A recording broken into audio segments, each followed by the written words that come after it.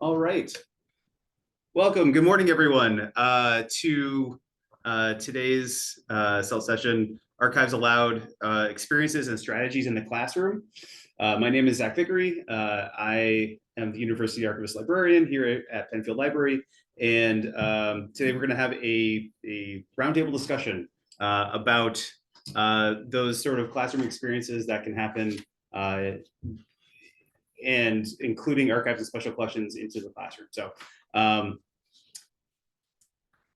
what I will do is we'll go around and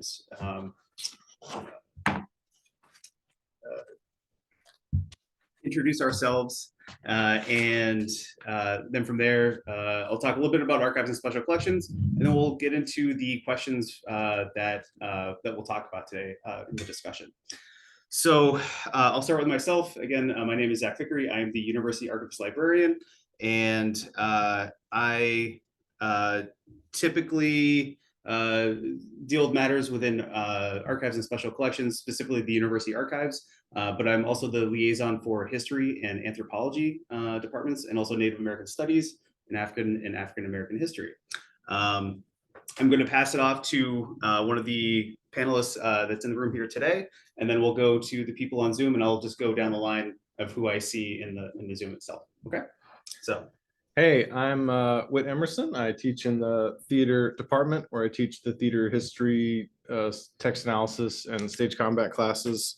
But for this, I used the archives this last semester in my freshman seminar, first year signature course. That's what they're called. And what else was that? That was it. Yeah. Yes, that was it. Lovely. It was a great experience. I'm going to tell you about it. Thank you, Whit. And so next on my screen, I see Rebecca. So Rebecca, if you could give a little introduction. Hi, everyone. I'm Rebecca Mushter. I'm a faculty member in art and design, and I primarily teach interaction design classes, digital interaction. And for this particular project that we'll talk about today, was in a web design class. Thank you, Rebecca. Next, I see Josh. Hey folks, my name is Josh Flintner. I am an assistant professor in the politics department. I mostly teach courses in American politics, things like movement politics, taught a course on abolition this fall. I teach classes in kind of a range of different aspects within American politics. The class I'm going to be talking about here is connected to a pretty big curricular redesign project that we've done for our American politics courses. It's titled Power and Institutions, and I'll be happy to tell you a whole lot more about it when I talk about the assignment itself. Thank you, Josh. And then next on my screen, I see Maureen. Good morning. I teach in the English and Creative Writing department.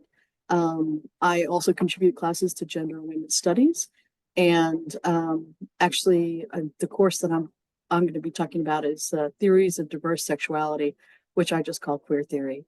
And I'm always trying to find ways to anchor my courses in the world, and the political world in particular. And in fact, I'm so interested to hear Josh's remarks about the reorganization of your department and emphasis on power, because on our curriculum, a recent curriculum redesign, I insisted that we be explicit about power. So it's a really nice echo. And I think the other thing I'll just say briefly is that I think I'm also trying to use history to kind of have my students test their understanding of theory. So you'll see a little bit more about that, or hear a little bit more about that later. Thank you, Maureen. Next on my screen is Eric. Hi, I'm Eric Wade. I'm an assistant professor in the English and Creative Writing department. I primarily teach pre-modern literature, medieval literature, Shakespeare. The other class that I teach, though, is literary criticism, which is the class that I have been taking to the archives. Thank you, Eric. And then finally, we have Lynn on my screen. Good morning, everyone. I'm Lynn Blanchfield. I'm in history. I'm also the Fulbright program advisor on campus. And like Eric, I'm also a pre-modernist. Yay. Yay, pre-modern. And I've actually used special collections in the archives 3 times for 3 different classes. One is for Honors 140, which is sadly no longer in existence, but that was kind of like the Western and the world kind of introduction to honors. I've also used it for a History 101 course, and I've also used the archives for a History 100 course. So I've used it on several occasions. Thank you, Lynn. And so I kind of felt as well that it should provide some sort of brief overview of archives and special collections for attendees today who may not have had an interaction with us down in Penfield Library. So archives and special collections collects, preserves, and provides access to materials about the culture and history of SUNY Oswego County, and New York State. A variety of items are found in archives and special collections, including newspapers, microfilm, photographs, audio and audiovisual recordings, paintings, metal objects, paper-based materials, and digital objects. So for over 50 years, archives and special collections has been available for researchers, including SUNY Oswego faculty, staff, students, and alumni to access unique, one-of-a-kind materials not found anywhere else, okay? In addition to personal research, archives and special collections provides an opportunity for students to learn how to interact with primary source materials, while also helping to develop information literacy skills in a classroom environment. The idea for this roundtable came up after identifying a personal knowledge gap, one of my personal knowledge gaps, which is that I typically don't see the impact that a classroom interaction, that a class interaction has with archives and special collections beyond the day that they come and either come down to the room or invited into the classroom to talk about a collection or talk about what we do. Sometimes after class interaction, a student in one of these classes will contact us for a follow-up question, maybe via email or phone call. They may visit us on their own during our open hours, or they may make a research appointment. However, I was interested to know more about student perceptions of the visit, what sort of discussions may have occurred before or after the visit, and what sort of impact a visit or interaction has on a class assignment. I reached out to faculty who I personally worked with to bring archives and special collections into their classrooms to have a discussion today about their assignments, results from the interactions, and reflect on the experience. My long-term hope is that a greater number of classroom interactions will happen with archives and special collections. And having this discussion today will hopefully inspire anyone who teaches students at SUNY Oswego to investigate how that we, archives and special collections, can support your classroom and learning objectives. So with that in mind, I want to start off with a guiding question here for the participants. This sort of first section here is going to be about the assignment. So a guiding question that was sent out was, what was the class assignment that included an interaction with archives and special collections? Would there like to be a volunteer that would like to kick us off?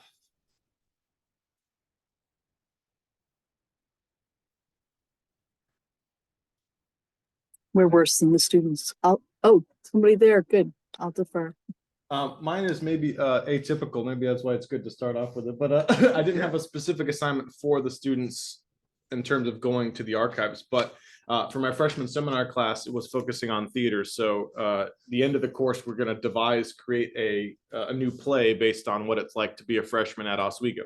And so as part of that, and also part of sort of teaching the students how to be students, I thought it important to go and visit the archives. In fact, I was sick that day as well, so I don't even know why I'm on this panel, but I'll tell you what the students said and what their effect was. So I had them go to the archives in terms of searching for information that they could use in their play at the end of the semester, but also several wrote about them in this sort of reflection paper I had them write at the end of the semester, where they reflected on what they did over the course or what they learned over the course. And many said exploring the resources on campus was important to them and they felt would set them up for success in the future. And in the final play as well, several made reference to the history of Oswego generally, and some of the specific stuff that they found in the archives, like pictures from yearbooks past, I think was one thing. They sort of looked at some of the yearbooks, as well as a lot of reference to Sheldon's material, because that was like Sheldon's birthday happened that was last semester. So that was something that affected them. So talking about general, the Oswego method, Sheldon's heritage, and then sort of the modern interpretation of that. So that was that. So not a specific assignment like go to the archives and learn X, Y, and Z, but more overview, context building information that hopefully will be layered on to their brains, and going forward, they'll make use of that in the future. That's it for me. Thanks. I can jump in, Zach. Sorry, Lynn, I just saw your hand pop up on my screen. Talk a little bit about the assignment that I used, but to do that, we have to give some context to some of the things that we're doing in our department. So in politics, one of the things that's happened, I'm in my 5th year here, and after I was hired, very quickly, the Americanists in the department, myself and Dr. Allison Rank, decided to kind of do a wholesale revisioning of what our curriculum was going to look like. And that started at the introductory level, but what we really focused our attention on is a rotation of upper division courses that are all organized around our shared subfield specialty, which is called American Political Development. Now that's kind of technical research language that a lot of people outside the discipline of political science might not know, but what effectively that means for us is that we think like political historians. And so we root our work in what we call kind of a wide angle lens view of history. We look at long-term changes, and we're interested in kind of mechanisms and processes of change. So to help our students understand our particular specialty and what we see as a unique strength of our department, one of the things that we've done is we've designed this course, Power in Institutions, to be a kind of introductory roadmap to how we think in a series of other upper division courses. So here, really, the way that we're using archives is kind of bare bones introduction to how researchers like us actually do our work. A lot of students come to the discipline of political science or study of politics through almost like a horse race interest in electoral politics, like who's up, who's down, what do the surveys have to say about situation X, Y, Z. And while that might be fine and good to get them interested in political questions, we want to have or give our students access to a kind of deeper understanding of the world and why the way or why it would look the way that it does. So we want them to see what archives hold, what they collect, and to get them thinking historically. So the assignment that we use for this is it's called Power and Political Archives. It's a 2-step process. The first step of that assignment is getting them to visit Penfield, see Zach, and after taking a tour of archives, what we also have them do is work through an exercise using facsimile vertical files. So one of the things that Zach's been really great at helping us with is building out kind of a version of vertical file collections that we can disseminate to students and hand out and not worry about them, perhaps damaging materials that the archives have collected over the years. So we have scanned versions of newspaper articles, flyers, most of which deal right now with the history of buildings on campus, right? So it's really locally rooted history for the students. They get to see why the buildings are named the way they are. They get to see why street names are named the way they are. And those really kind of simple ways of understanding the world that they exist in help them understand that this is information that's collected, it's held in a repository somewhere. And the big question that we want them to start thinking about is why those materials are collected. Who is collecting them? What's the reason why a university or other institution might collect things like this? So we have that kind of 2-step process. The second part of the assignment is I have them work with a digital archive called Freedom on the Move. So it's a collection based out of Cornell University about the history of self-liberating peoples. So it's about people who run away from slavery.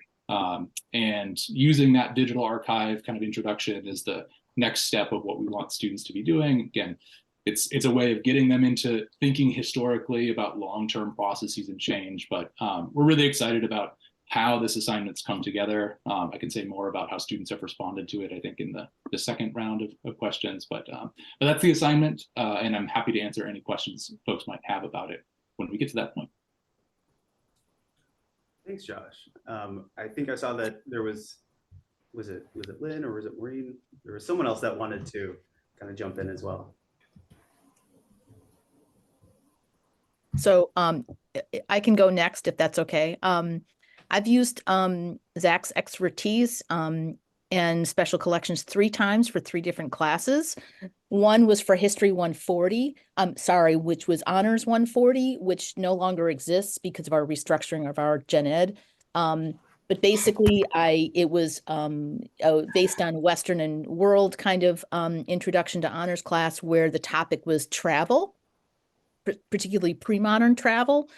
And one of the assignments in the course was for me to take them on a mini pilgrimage around the campus. So I took them to various spots on campus as a way of introducing them to what a pilgrimage on campus might look like. And I took them to the basement of Mahar and showed them the tunnel. We went to special collections to show them the basement of the special collections. We went to, I think, Tyler, and visited some of the lesser known spots on campus as a way for them to understand travel, and for them to think about how they're going to construct their own pilgrimages on campus, because the ultimate final assignment of the Honors 140 class was for them to create their own pilgrimage on campus, which had a theme. They had to make certain spots along the way. They had to pick up artifacts along the way. They had to create a map. They had lots of different things that they had to do. And with the help of Candace in our department, Candace Hawk, they were able to understand the role of pilgrimage in history, and how people traveled in the pre-modern world. So that was one assignment. The second one was for History 101, which is history from basically 1500 to 1900. And I'm a historian, so like Josh just mentioned, I'm really interested in primary source materials. And for most of our students, they don't get to see or hold or actually engage with primary sources other than what they read in a book or online. So for me as a pre-modernist, and I'm sure Eric will pipe in here too, it's really important for our students to actually see the sources that we as scholars use all the time. And it's not just going in and getting, a source book out of the library and reading it in translation. It's actually really reading letters and chronicles and getting out these enormous books, and looking at things and going, okay, so what's the point of this? Who wrote this? Who compiled it? Who collected it? Where is it? How did it get from point A to point B? What is it also bound with, right? So there are all these kinds of questions. So for History 101, one of the topics I had was imperialism. And I realized by doing a little bit of digging that SUNY Oswego directly relates to Japanese imperialism. And I'm not an expert in Japanese imperialism, but I do know a little bit about imperialism. And I thought the collection that we have at our special collections of the letters of Hideo Takamine would be very helpful in this. And what I learned, which is fascinating to me, and I think it helped the students, was to relate a large historical development with something that was happening locally on our campus. Because I think for a lot of students, these large historical developments, whatever they happen to be, seem to be out there somewhere. And they don't really have an effect on them individually, or they don't have an effect on their families or their communities. And this particular assignment was also meaningful for me because the way I got interested in history was through my parents, who actually participated in marches in the civil rights movement and the women's rights movement. And that to me was a personal connection to history that really shaped how I feel about history. So I want the students to have that same kind of development, to sort of really think that this stuff relates to them and to their campus. So the assignment was for them to read the letters of Hideo Takamine. In the mid to later 1800s, Japan wanted to modernize. This lots of different things are surrounding that, but basically they were pushed, or they wanted to modernize, and they wanted to modernize their educational system. And they were debating, the government was debating whether or not to use the American system or the German system. And in order to learn more about the American education system, they sponsored various Japanese students to go to US universities to learn, to get degrees, and to bring that knowledge back to Japan. One of those students was Hideo Takamine. He came to SUNY Oswego very soon after the school was founded as a normal school. He was here when Sheldon was here. We have his grades. He did okay in his grades.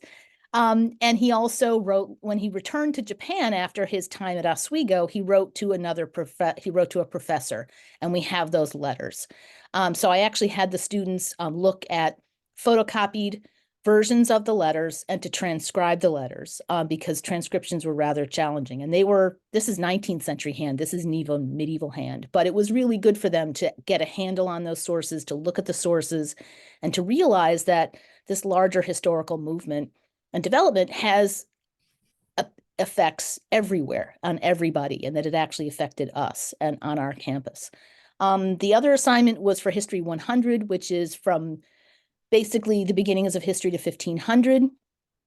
And one of the assignments was to look at books, early printed books. I'll admit that I'm a printing press kind of junkie. I love the printing press.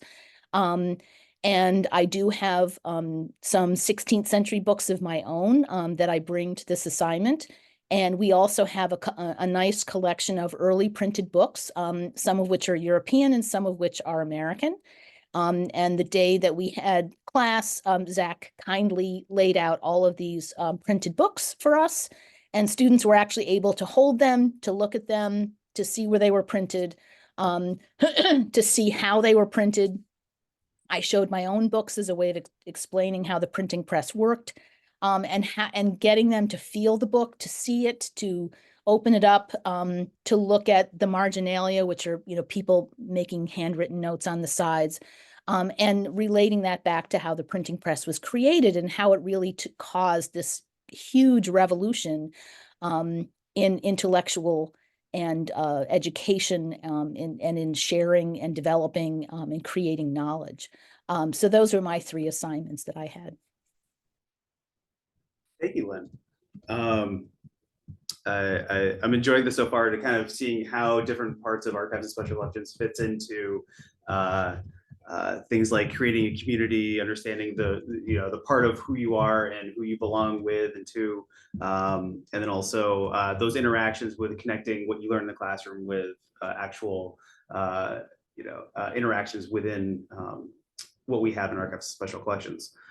Would anyone else like to kind of talk about their assignments? I think I saw Maureen has her microphone on.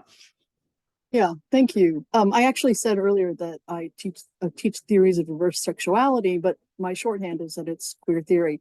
Ironically, part of what I actually did in this project was try to help students think through what they take to be normal sexuality, heterosexuality. So the assignment was to define theoretically heteronormativity. And their temptation is always to collapse that into heterosexuality. So what I wanted them to do, and this was really, it's 2 years ago, it feels like 10, and it was entirely virtual. And I was absolutely, and I am indebted to Zach, because I wasn't sure how I wanted to do this, but I did know that it would be useful to have students look at student publications of the last quarter of the 20th century, really, when HIV is transforming, and the response to HIV is transforming discussions around sexuality. Of course, we'd had feminism and sexual liberation, and then we have this repression start to emerge.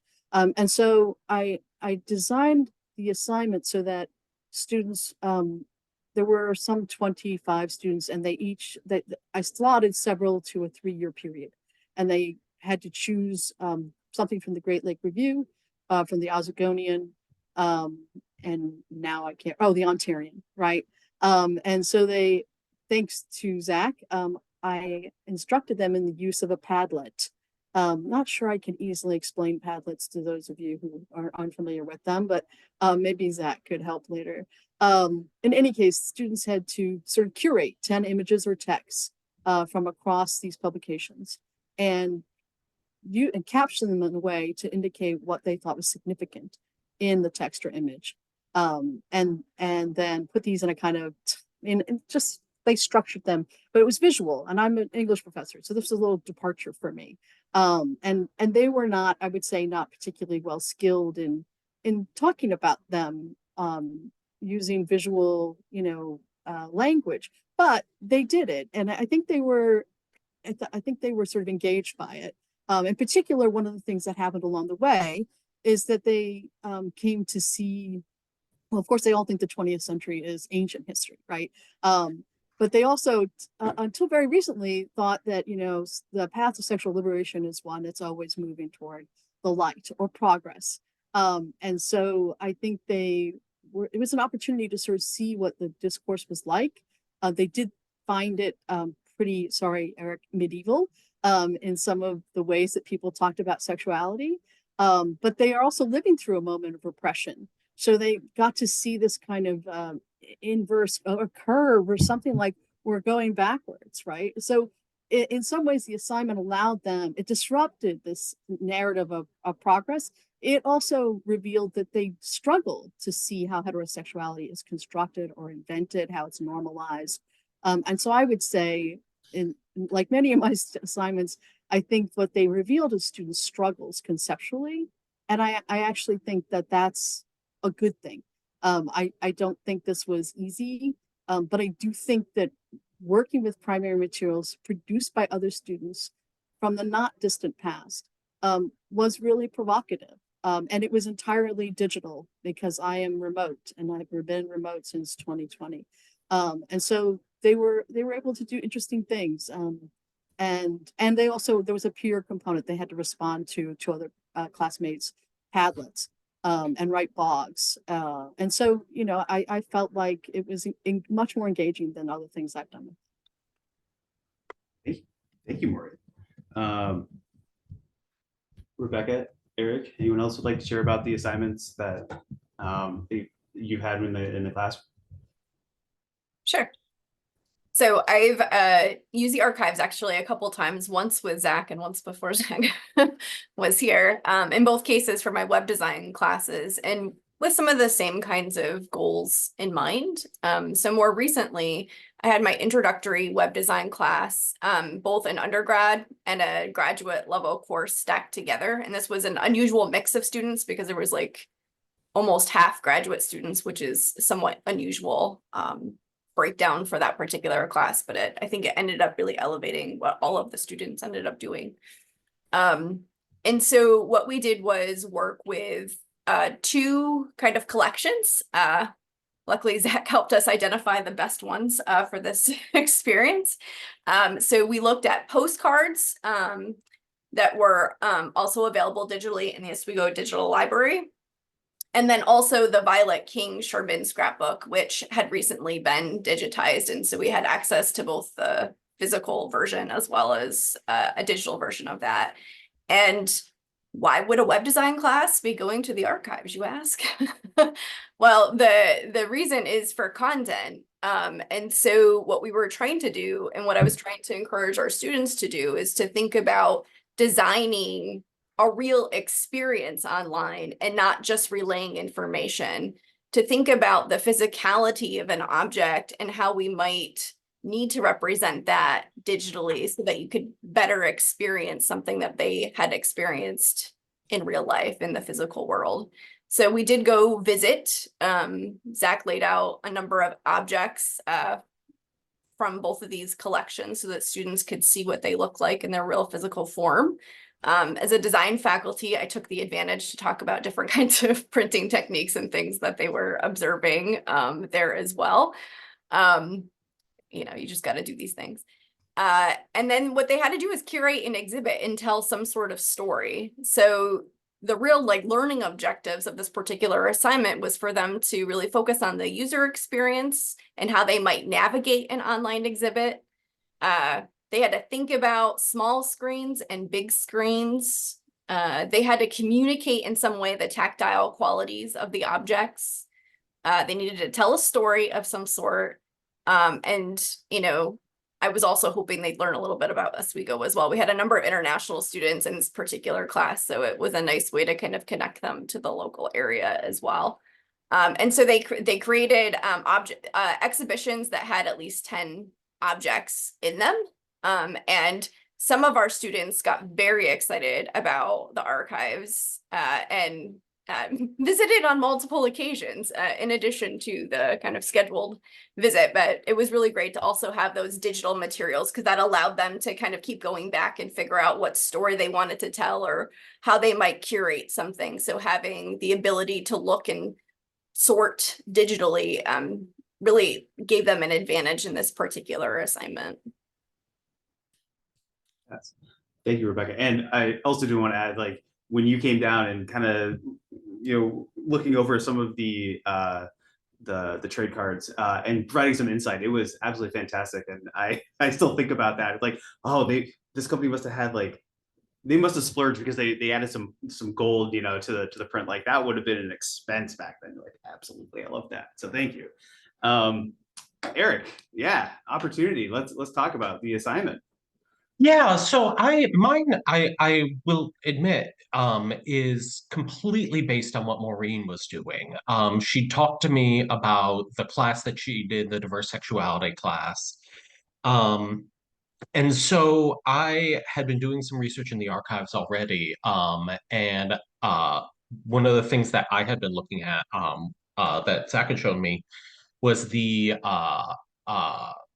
archives from I think it's like 88 to 93 of what was then called GALA, the Gay and Lesbian Alliance. It's now the Rainbow Alliance or the Pride Alliance. I think it's Pride Alliance. And it was just, you know, this treasure trove of information from this student organization, letters, documents, meeting notes. There was stuff. It seems to have been donated by a faculty advisor. And so I have brought my literary criticism classes down to the archives a couple of times. Part of it is, like Lynn said, to get them used to the idea of like dealing with primary source documents, thinking about research, thinking about how as literary scholars we do this kind of research. But also just the assignments that I was using were often having them do kinds of textual analysis, having them do kinds of theoretical analysis with Oswego primary materials. So one of the things that I was able to coordinate with Zach was scanning some of the Pride Alliance, the GALA archives.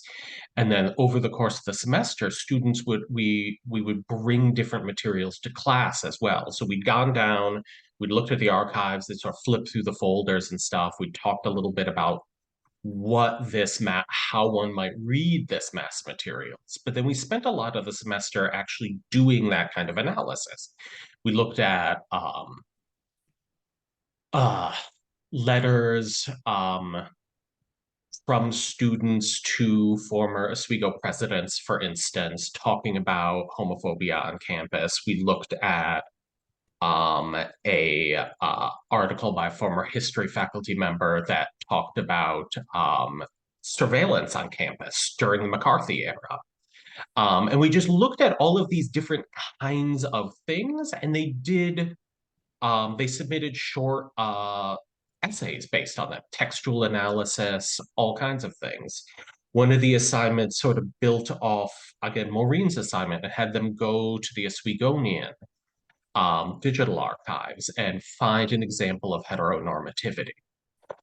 So it was one of these things that allowed them to think about the applicability of these kinds of sometimes abstract literary and theoretical models as a way of actually being a lens onto their own lives, into the history of the institution that they're in. And it also, I think, just lets them see that you know, that people who are doing sort of the study of literature aren't necessarily just sort of reading books and having thoughts about them, but they're doing primary source investigations.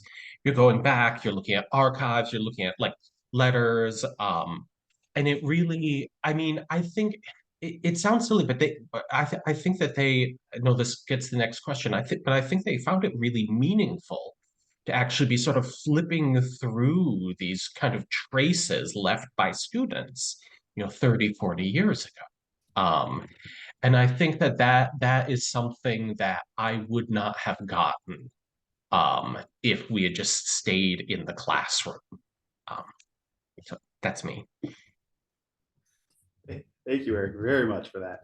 And thank you for sort of leading us into the next question here, this next guiding question, which maybe would be a little bit more free-flowing and whatnot. But one of the things that I'm interested in knowing about is, you know, what was student feedback like after the interaction, whether it was me coming into the classroom and talking about something, or if it was the class coming down to the archives, into the research room or having a tour, or even just, you know, what sort of feedback did students provide to you all about, you know, maybe they didn't even know that they were providing feedback, but just said like, oh wow, you know, I learned so much, or you know, I thought that was a horrible trip. I don't know, but whatever there may be, this is a great opportunity for us to kind of all talk about like what were those interactions that students had. How did that relate to, you know, their thoughts about it? So I'll open it up to whoever would like to kind of talk about that first. Eric, yeah. Yeah, the students all overall had a really positive response to it. I think that they found it a lot more meaningful because it was Oswego history.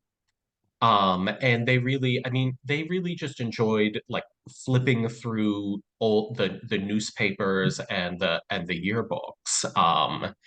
But I have also had students in other classes tell me that they were jealous of my literary criticism class for getting to go to the archives, because I think it's something like we discount how much they really love like just doing stuff with physical objects, like really messing around with archives, flipping through old newspapers, all of this kind of stuff. It's much more exploratory. And the other thing I will say is that I have had a couple of students in my classes who were in Maureen's Theories of Diverse Sexuality class, 3 years ago or whatever, who were still talking about the assignment.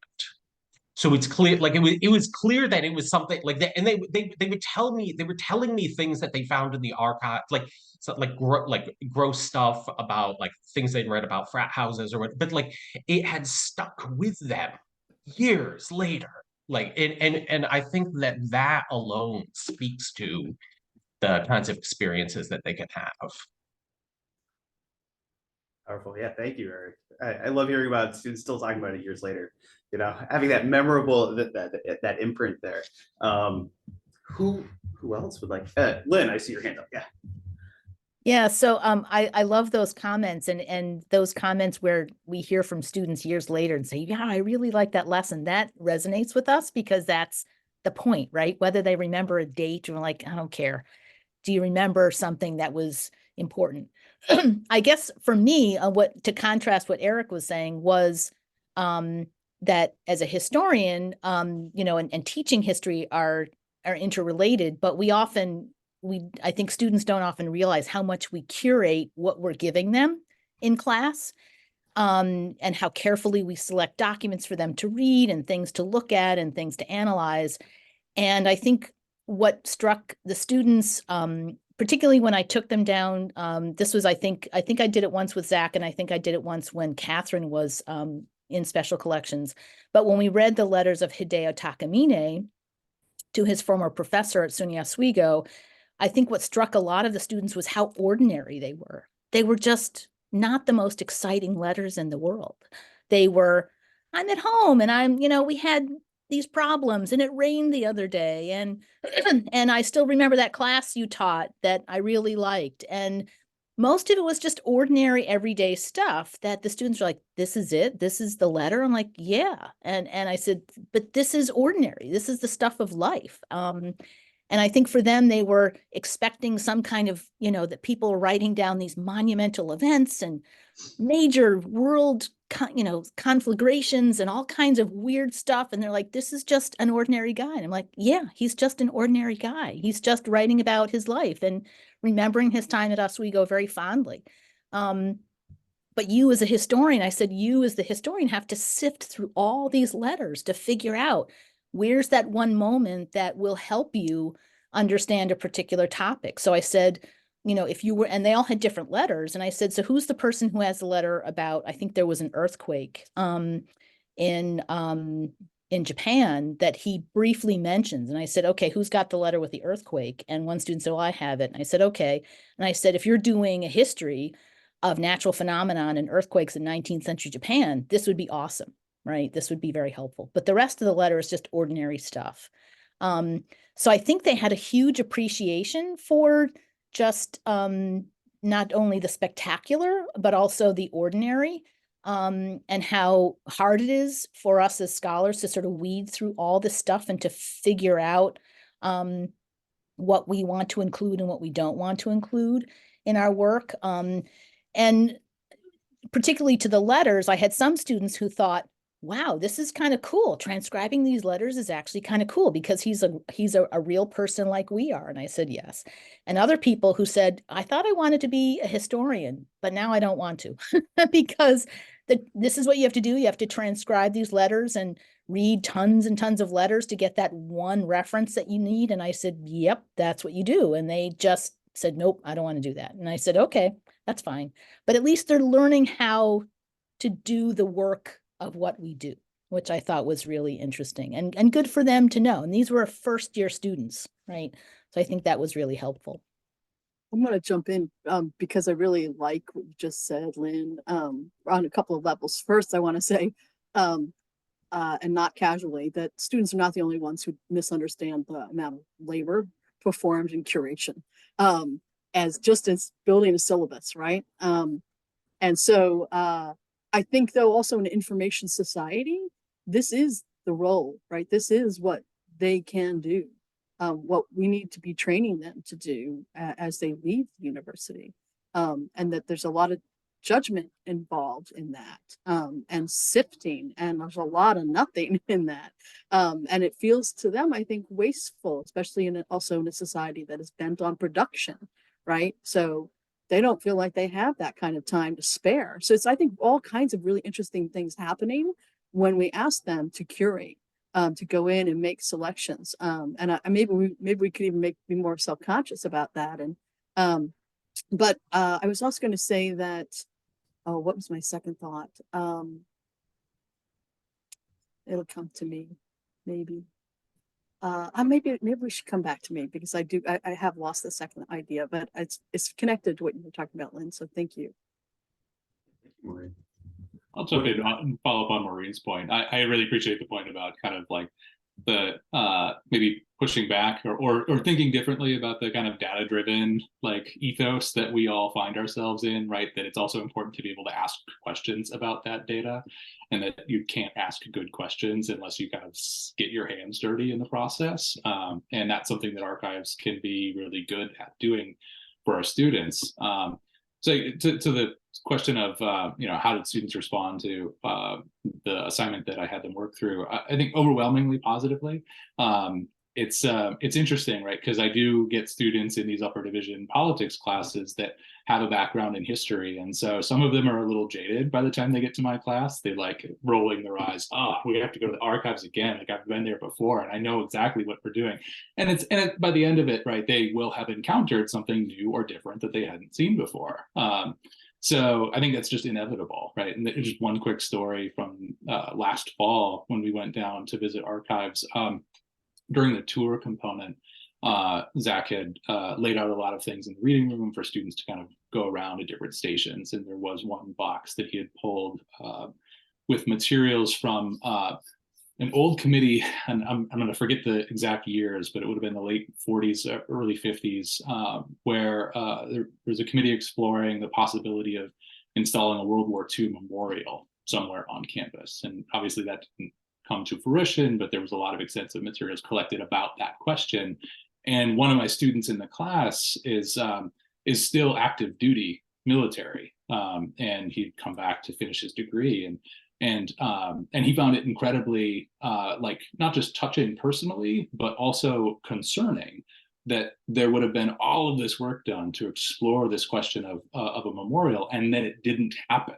Right? He was like distraught in a way. Like, what do I have to do to make someone pay attention to this? Because shouldn't it be true that there is this thing on campus? And so that was, I mean, just a chance encounter based on the question that, Zach probably presented to himself. What do I want to lay out for students? What might be interesting? But it's those kinds of things that I think echo and resonate down the line that are really important.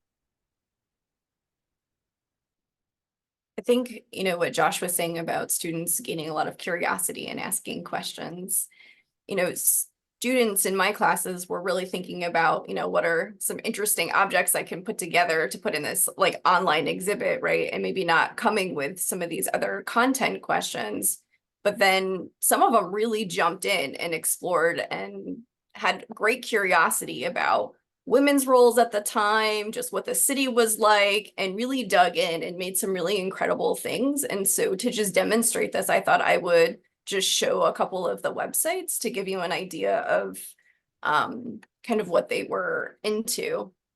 So this is one example of a student who was just really struck by the images on postcards, and then went around and found those same locations and took her own photography. And so showed the postcard and then, the current state. This was a student that was really just curious about Sheldon Hall and all different representations of Sheldon Hall. And so she created a timeline that you can kind of flip through and see the various objects. And then another student, I think initially from one set of archives, became really interested in dress and fashion from the time, and then asked if she could use the yearbooks instead, and then came and spent a lot of time with Zach.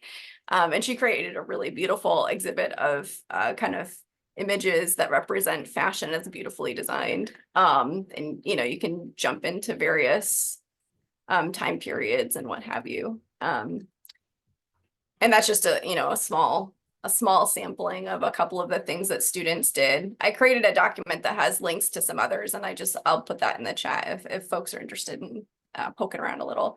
And if you're in person and want it, just send me an email and I'll send you the document. Those are fantastic. Really. Thank you for sharing them. Yeah. I'm just going to quickly come back to the thought that I lost. And that is that one of the things that I think students get to practice when they go into the archives is thinking about who's saying what based and how their position or perspective historically grounded shapes what they say. And as for us in literature, right, we find that our students actually often now cannot consider the role of the narrator is constructing the story, right? That they collapse this as though the story is not fiction. It's really curious in a kind of troubling way. But the archives, I think, really compels them to see who's saying what and what their position is, and then what their position is as the people doing the curating. And so the last thing I just want to say, I don't have a lot to say about what students have thought about this, because it does feel like 10 years ago to me, and Eric's already told you what my students thought, apparently. Thank you, Eric. But the last little thing I want to say is that Eric and I are actually going to do an oral history class this summer and try and teach students how to conduct interviews with LGBTQ people, alum, staff, faculty, retired and in the city, people in the city, to try to add to the archive. So we want to kind of be producers of material, new material. And again, I want to just credit Zach and thank you, because I think you really have inspired, obviously, an enormous amount of really valuable work. Thank you, Maureen, for sharing.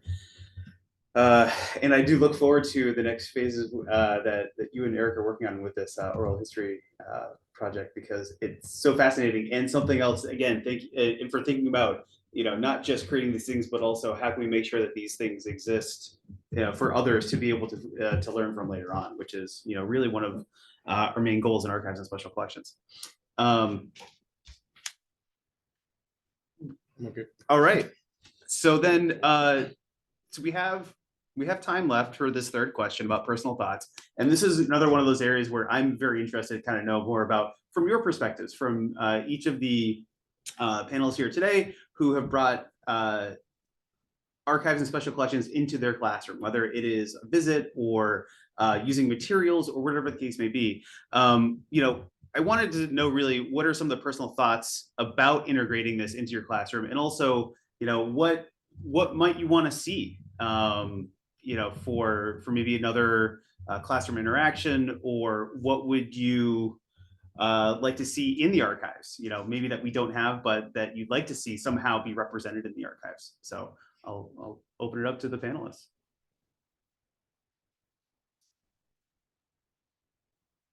I can share that the first time I took students to the archives, we had challenges especially because I wasn't necessarily teaching a class where analyzing the objects and, providing context around individual objects was really the goal, right? It was more, I was trying to find some content to do something else. And so the first time we used some letters, but then the students couldn't read the letters because they couldn't read cursive, and it became really challenging. So picking the right collection to work with is really key. And this time around it worked much better. It was materials that I could provide more context around just based on my own research and interests. It was something that was much more visual, so students could relate to it on that level and interpret visually and use their backgrounds. It also allowed them to bring in things that they were learning in other classes. Like some of the stories and things that students were digging into was because they had other interests or other majors or minors, and they were really bringing that into the work that they were doing, and the flexibility of how the assignment was designed allowed them to do that.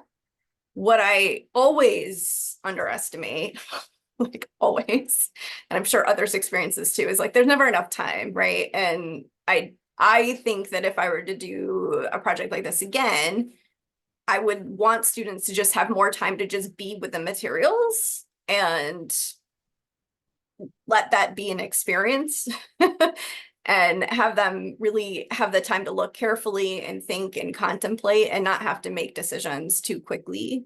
I do think it was really helpful from a curatorial standpoint to have both the opportunity to see the objects physically, as well as be able to kind of circle back to them multiple times digitally. So things that are digitized have been really helpful because then they can kind of have both experiences, but the digitized part of it allows them to dip in and out at other times, when they can't physically be around the objects, which I think was very helpful in them making some important curatorial decisions and, just getting to see the relationship between things next to each other. They weren't moving around necessarily in special collections, but when they had the digital files, they could put things next to each other and start thinking about how things related a little more easily than maybe they would in other ways. So those are just a couple of things that I'm always thinking about. And then they made awesome work that I've been meaning to get to Zach for, months. And I had them fill out a form about whether or not they wanted to donate to the archives. And so I have all of it, but I just need to get organized around it. And that's something that, takes time and effort. And that's something that, you need to think about too, if they're making products, how do you facilitate that happening? Especially if you want it to kind of be a collection of things from the students. Thank you, Rebecca. And also for two things. So number one was kind of highlighting the challenges that can exist with students who create something and then wanting to provide that to the archives for later on. It's not such a simple process. And then number two, I think one of the feedbacks that I remember in the day when the students came down and were looking at the trait cards was, you see the digital version of it, and then when you go to see it, and it's very tiny. Yeah. It's like going to go see it's like going to go see the Mona Lisa or something like that, where you're like, that's it. It's that size. So I think that kind of helps sometimes with perspectives as well for students. Yeah, scale is always an interesting thing when we're looking at objects. Yeah. I see Lynn, you have your hand up.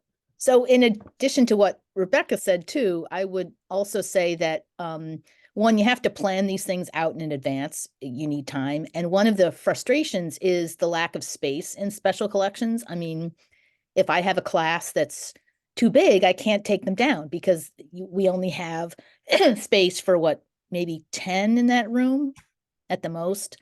And so I design, I have particular classes that work well with this.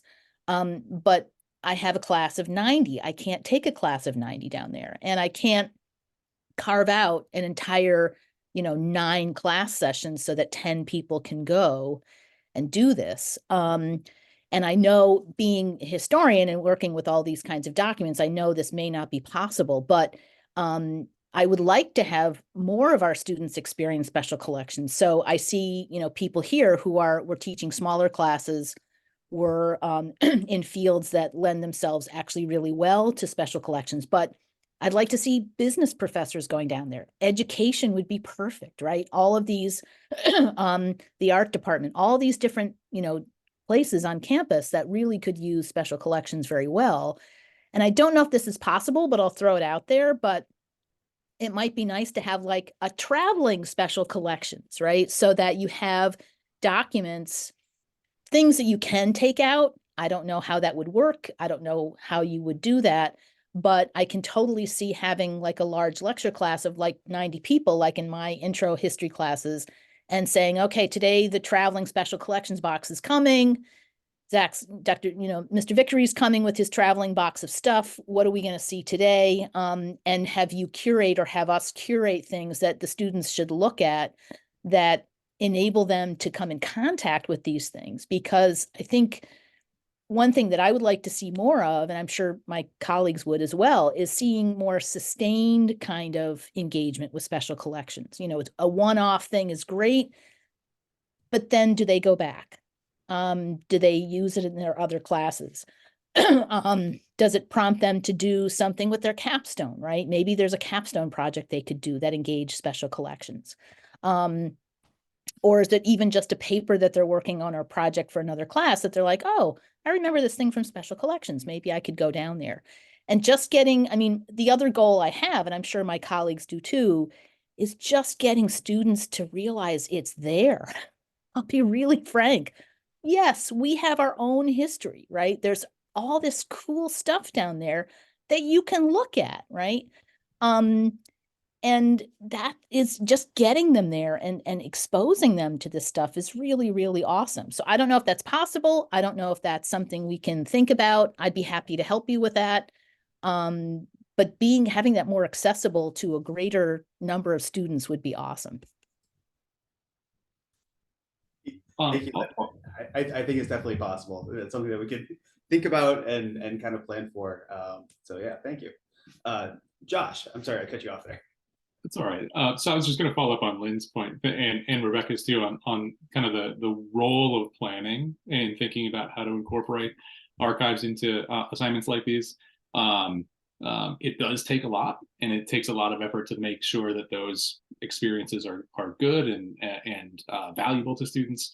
I would just quickly plug the way that Zach helped build out the assignment for my class in putting together these kind of facsimile vertical files. So basically what that means is right now I have sitting in my office 12 printed out versions of a file that any student can handle for any length of time. We're not worried about damaging documents. And so it's not quite the traveling roadshow that you're imagining, Lynn, but it does some version of that trick.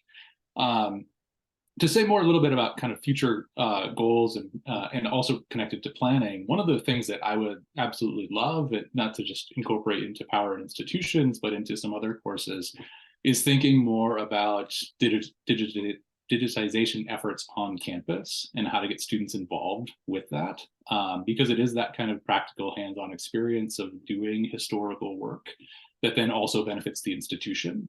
But to think about the role of planning and the amount of resources that are necessary to make that happen, it's like enormous, right? And it's enormous on many different scales. I work with organizations that have a lot of volunteers trying to move in and out. And you think about like, how do you have a volunteer show up and then do some work that's actually useful for an hour or two? That alone takes an enormous amount of planning effort, right? Just to not have someone show up and like take up space and be around, but do something that's useful. So, thinking about how to do that is, I know, a long-term project, but my courses would benefit from it. Our politics department courses would benefit from it hugely. And I suspect that would be true for a lot of others around campus as well. I know we're running out of time if we haven't already, but I want to just say, I loved hearing from all of you. And I wonder if there's a venue or an outlet where we could write about this as a joint group and share what we've done cross-disciplinary and these experiences, because this is exciting. And I'm honored to be here with all of you. So thank you. And thank you, Zach, for putting this together. Yeah, and thank you, Maureen. So for anyone who's on Zoom right now, we have not run over time because this is an 80-minute session. Oh, my bad. Okay. So we have about 19 more minutes to kind of talk about things. And also, one of my hopes is that we'll have some time for anyone who's attending virtually or in person to ask questions as well, or kind of bounce ideas off of the panelists who are here. So if there is anyone else that would like to kind of talk about, like their personal thoughts about their classroom interactions with archives and special collections, I'd love to hear them.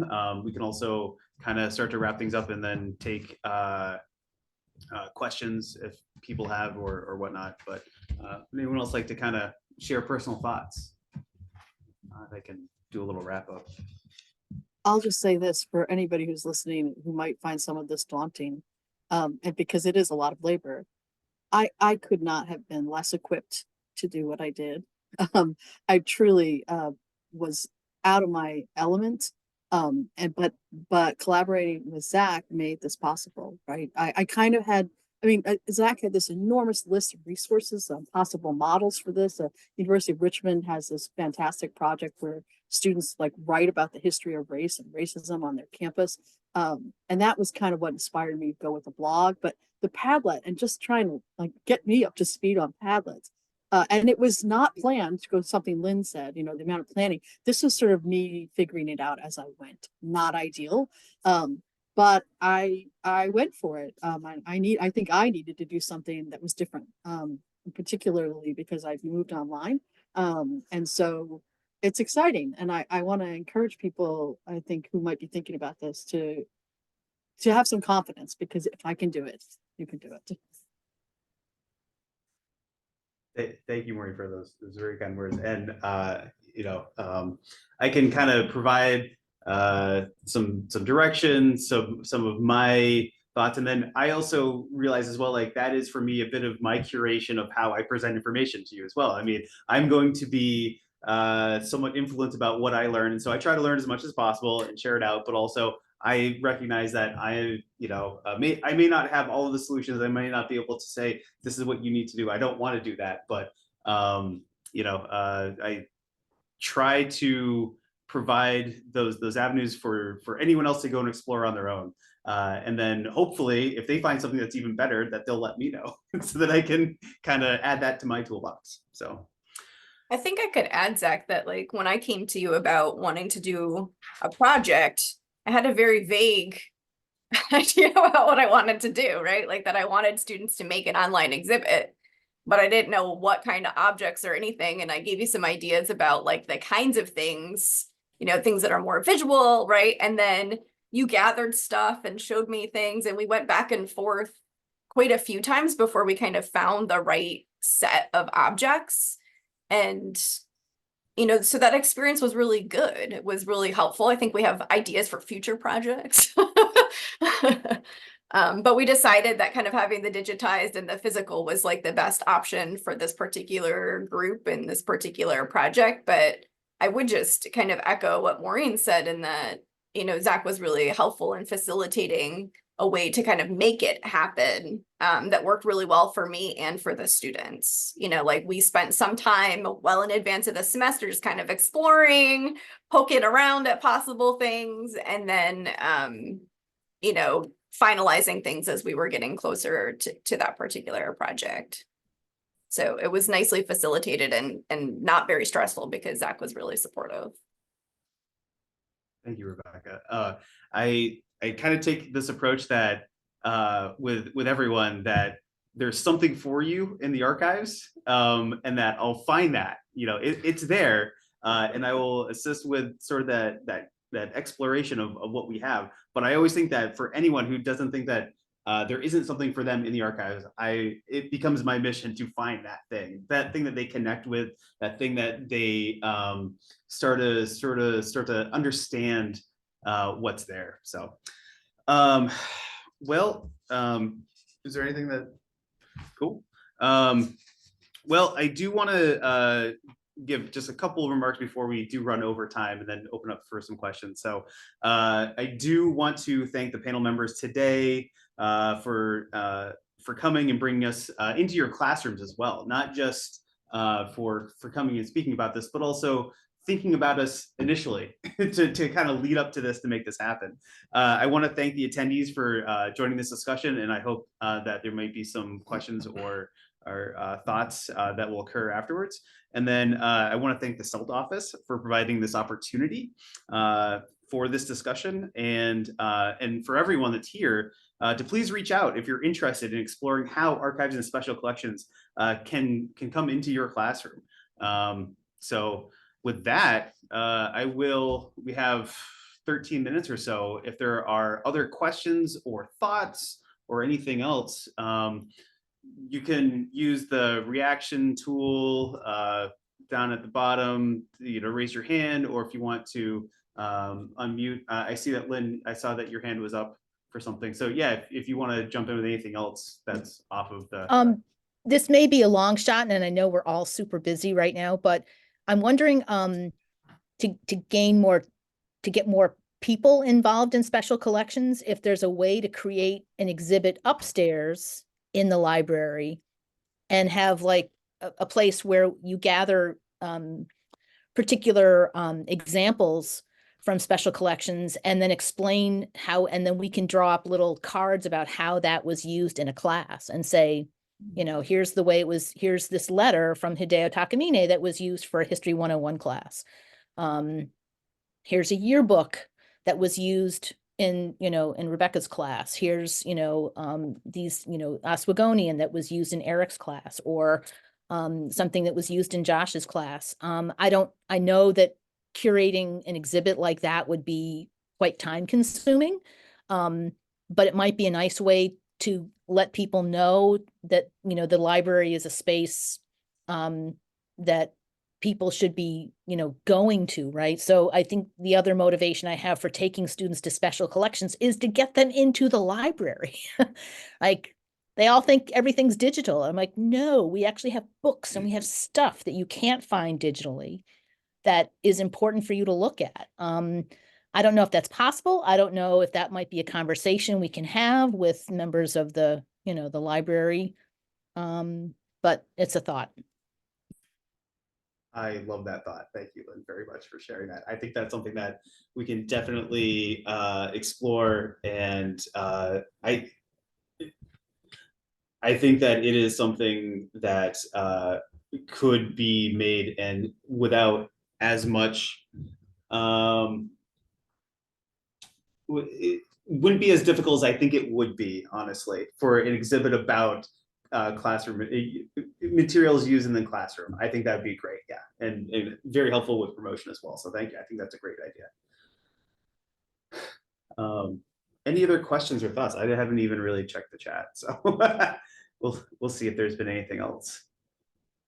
It looks like, oh yeah, so Frank had mentioned much earlier about how that there are lots of published primary sources that students can check out. For example, the official records of the War of the Rebellion. We have a wonderful set downstairs in Archives of Special Collections, which is a very unique collection. And also, I believe within that collection contains, it was very, oh boy, there's another set that's in there as well. I'm blanking on the name right now, but it was very important because it contained maps of the United States just prior to the breakout of the Civil War. And so they became a very valuable information tool for anyone to know about what the terrain was like, what sort of resources were available across the country. And this was published, like I said, like maybe 10 years right before the Civil War started. So having that as a set within Archives and Special Collections for anyone, you know, who is kind of maybe interested in that time or just wants to have the interaction. We have those things, and it's great that we do. That's just one of many things that we have downstairs that can be explored more. And then Frank said a collection, by the way, that includes numerous references to soldiers from Oswego County. Yes. Let's see. Maureen, I see that you have your hand up.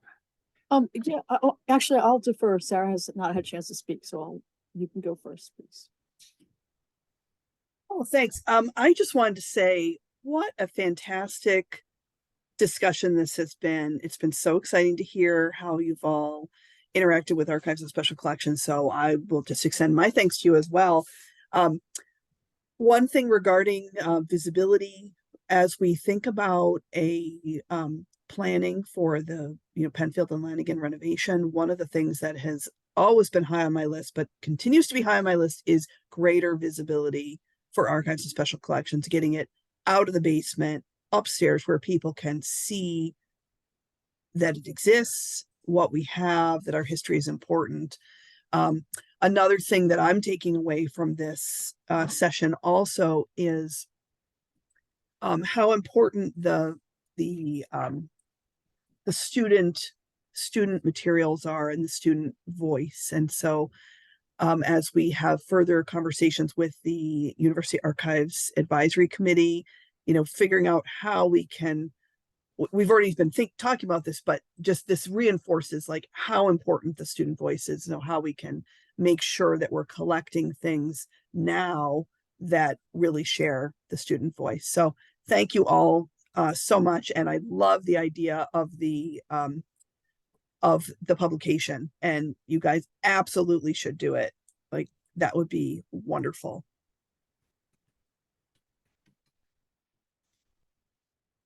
So I'll just come back and say one thing, when Zach and I talked about this originally, I think I struggled with, how could my students produce, like, I didn't want a traditional essay. I wanted it to be digital. I meant it. I mean, it's not just humility, it's just a fact. I am very deficient in lots of these areas. And I was sort of referred out to somebody like Serenity Sutherland, and who talked to me about Omeka and different things. But she sort of said, well, you should apply for a digital fellowship, like an outside off campus kind of thing. And I think that's a great idea, but it seemed like there's a whole lot of variables that go into that. And it would not be within my control. And I wonder if there's, if there we could do more support for that, right? For faculty, to really, so we're not doing this on our time, of which there is so little. Like, I'm really tentative about going back and doing another project like this, because it really took so much time and energy, and it distracted me from other things, like other classes I was teaching. And it's because I had so much catching up to do. And I just feel like I have an interest in more tools for those of us in the digital humanities. And there's a lot of lip service paid to it, but I don't see a lot of resources dedicated to it. And I think I'd just like to really start, agitating for that, because I think that I think there's a lot of interest, but I don't see a lot of resources coming our way for this. And I don't see it as sustainable without that. So, and those of you who know me, I know this is a drum I beat all the time. To those of you who don't know me, welcome to the future. Bye. Thank you, Reed, and thank you as well for also bringing to light, like there is a lot of work that goes into sometimes these assignments that you don't see, or that you just kind of think that will magically reveal themselves and will kind of work it out as it goes on. And when things like a digitization project comes around and someone asks about, oh, can we just have this collection digitized? As an example, like that can take, if we stopped doing everything else and digitized a particular collection, it may take us weeks of doing nothing else but that. Because it's not just scanning it, but also providing metadata for it. Cleaning it up, you're talking about maybe potentially cropping, making sure that things are OCR, things that students can have access to, having the place to store it. Like all of these, these are all considerations that we take into account when we decide to take on the digitization project. So a lot of planning can go into this. And I guess one thing I kind of want to stress is just that an immediacy may not be on all of our sides of working with archives and special collections in some sort of digital way, but we can provide some sort of area, maybe with what we already have digitized, or plan things out for maybe another semester, another year upcoming, if you're planning to teach a class again. So we can certainly help with figuring those things out. So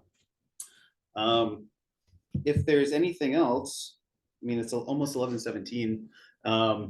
We can wrap it up, and unless if anyone else has a dying question or Lynn and I want to know about the advisory committee.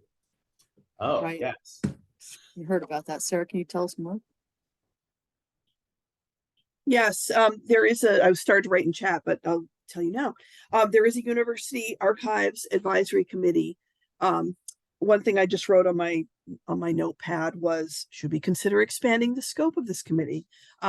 Zach and I are the co-chairs of the committee, and we have a representative group of people across campus, and it is specific right now to the archives. And the idea of it is basically to elevate awareness of the archives and figure out how to get people contributing more to archives. We rely on contributions. We are not able to, we're not staffed in such a way that we can like go out and seek and like collect and pull in everything that we should be having. So we have to have people giving us stuff, reaching out to us. So really it's elevating awareness and getting people to contribute. And so that's how part of that elevating awareness is how Zach and Marissa Kaiko, who's there in the CELT room, who is our second person in Archives and Special Collections, the digital collections librarian, they went over and visited King Alumni Hall and started getting those scrapbooks. And I think part of that is that greater conversation awareness of the fact that we have this stuff in archives. We want to have more stuff in archives, conversations with them about the things that they have over there that really should come over to us for the long-term preservation. I mean, that's sort of, I don't know if you want to add anything, Zach. Yeah, just greater awareness, not only that we exist, but how things come to the archives and everyone's roles and responsibilities, and for the success of the archives as well. And then also trying to figure out ways to sort of promote what we do and how others can be aware of it as well. So the committee kind of spans all across campus from, we're talking about almost every sort of aspect. And so it's kind of been treated as a way to kind of filter down information through that way. But yeah, as we're about 3 years or year 3 into this right now, I think. And it's definitely an opportunity to kind of reevaluate and see where we're at and where we want to be and where we want to go with the committee as well. Yeah. So, all right, well, we are at time. It is 10:20. So thank you all very much for coming today. And again, if you have any other questions, reach out anytime and we will see what we can do. So thank you. Have a great day.